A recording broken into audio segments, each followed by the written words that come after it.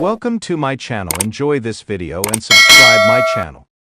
The Game of Thrones franchise introduces audiences to several iconic members of House Targaryen, but there are still some phenomenal characters yet to be shown on television. The original HBO show is based on George R.R. Martin's prolific A Song of Ice and Fire novels, while House of the Dragon draws primarily from the companion book Fire and Blood. From those texts, Martin's novellas, and other works written for his fantasy universe, the history of House Targaryen has been laid out, spanning from old Valyria to the events of Game of Thrones. In the two current shows, the standout Targaryen characters, like Daenerys, Rhaenyra, and Daemon, all represent a specific brand of Targaryen ferocity. They're a powerful family who united an entire continent on Dragonback during Aegon's conquest, setting high expectations for what makes a great Targaryen. The best ones who haven't appeared in the shows are distinguished for their compelling stories, immense power, or their badass personas.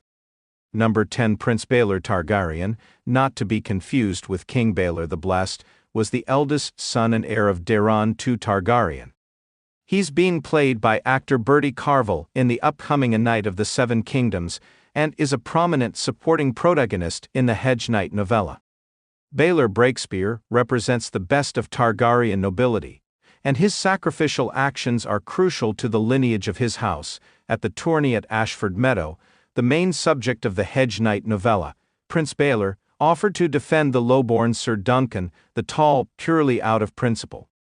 Duncan found Prince Aerion Targaryen assaulting a puppeteer girl named Tancel, and he came to her defense, knowing it might mean death. Rather than mindlessly supporting his nephew Prince Aerion, Baelor Breakspear agreed to fight for Duncan in a trial of 7, winning Duncan's freedom at the cost of his own life. Number 9. Rhaena Targaryen, daughter of Aenys I. The reign of Meager the Cruel was one of the most violent periods in Westerosi history, and it wasn't ideal for the Targaryens either. At the battle beneath the God's Eye, Meager killed his nephew, Prince Aegon, son of Aenys I Targaryen, to win his right to rule the Seven Kingdoms. Afterward, Meager forced Prince Aegon's wife, Princess Rhaena Targaryen, to be one of his 3 black brides. Rhaena, more than nearly any other Targaryen, was a victim of the horrors of Westerosi society. Not only was she forced into marriage, but she spent the decades of her life constantly subjected to betrayals and horrible tragedies. In turn, Rhaena became increasingly vindictive throughout her life and committed some cruel acts of her own.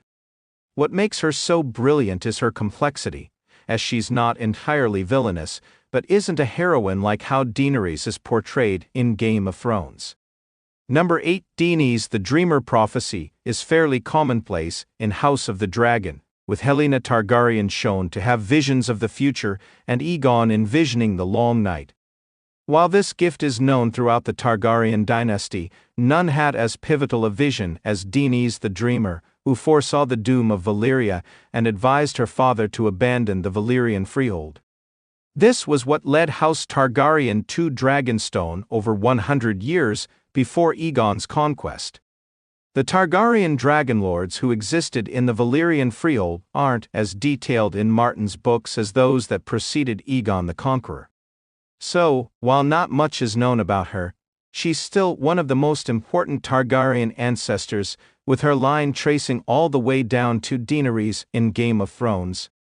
Given the original show's tendency to omit elements of prophecy and mysticism, Daenerys would be an interesting character for a TV series to explore further. Number 7. Aegon V. Targaryen. Aegon V. Targaryen will be the subject of the upcoming A Knight of the Seven Kingdoms spin-off series, at least in his early years. Aegon V., also known as Egg, is one of Martin's most beloved characters, and is one of the primary protagonists in the more light-hearted Dunk and Egg novellas.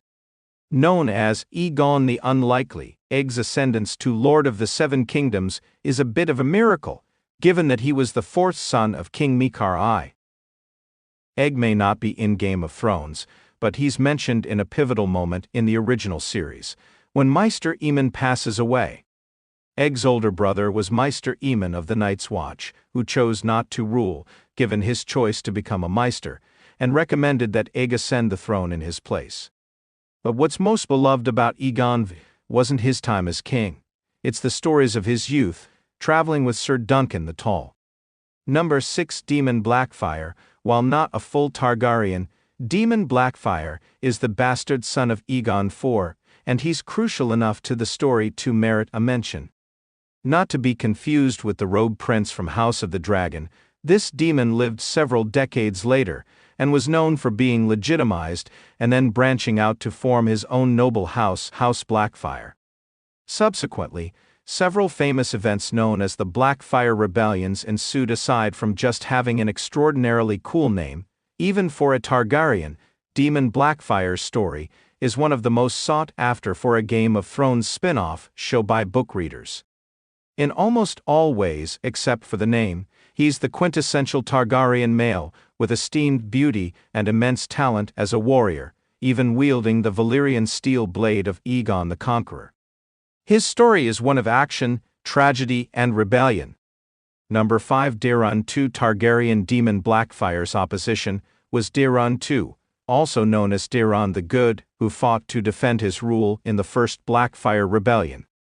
While not as emblematic of Targaryen masculinity as his bastard half-brother, which caused his terrible father, Aegon IV, to favor Daemon, Daeron II is regarded as one of the greatest Targaryen monarchs for his nobility, kindness, and grace.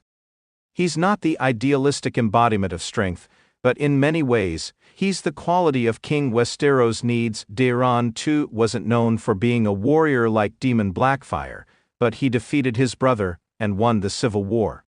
Not to mention, he was responsible for the grandest expansion of Westeros since Aegon the Conqueror, due to his diplomatic abilities finally bringing Dorne into the Seven Kingdoms. Daeron II was a great man and a great king.